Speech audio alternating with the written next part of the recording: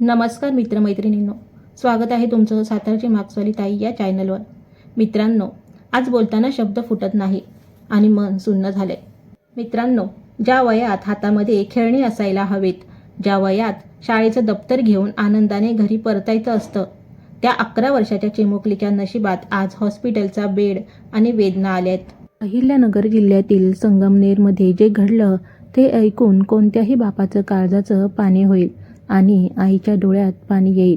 अवघ्या 11 वर्षाची 6वीत शिकणारी एक निरागस मुलगी शाळा सुटली म्हणून सायकलवरून आपल्या घराकडे निघाली होती.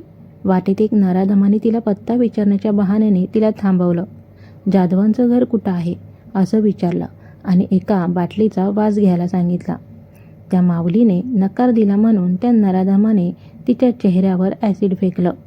एका क्षणात होत्याचं नव्हतं झालं.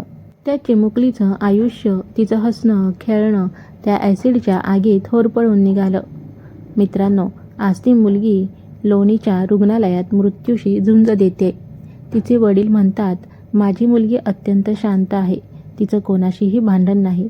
पण मग प्रश्न हा पडतो की अशा निरागस फुलांवर वार करण्याची हिंमत या नराधमांमध्ये येते कुठून? ॲसिड विक्रीवर तर बंदी असूनही त्या राक्षसाच्या हातात ॲसिड येतं कसं? मित्रांनो, आज आपण बेटी बचाव बेटी पढावच्या गप्पा मारतो, पण आपली लेक सुरक्षित आहे का? रस्त्याने चालताना तिला कोणाची भीती वाटणार नाही असं वातावरण आपण देऊ शकलोय का? पालकांना एकच विनंती आहे, आपल्या मुलांशी संवाद साधा, त्यांना सुरक्षिततेचे धडे द्या.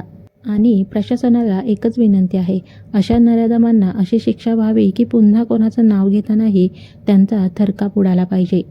मित्रांनो, जेव्हा अशा घटना घडतात तेव्हा फक्त बघ्याची भूमिका घेऊ नका. आपल्या आजूबाजूला कोणी संशयास्पद वाटलं तर आवाज उठवा. त्या चिमुकलीच्या वेदना आपण वाटून घेऊ शकत नाही, पण तिच्या न्यायासाठी आपण नक्कीच आवाज उठवू शकतो. प्रशासनाने या आरोपीला लवकरात लवकर पकडून फासावर चढवावं, हीच आज प्रत्येक आईबापाची भावना आहे. तुम्हाला काय वाटतं? अशा नराधमांना काय शिक्षा व्हायला हवी? कमेंटमध्ये नक्की सांगा. सुरक्षित राहा आणि आपल्या लेकीची काळजी घ्या.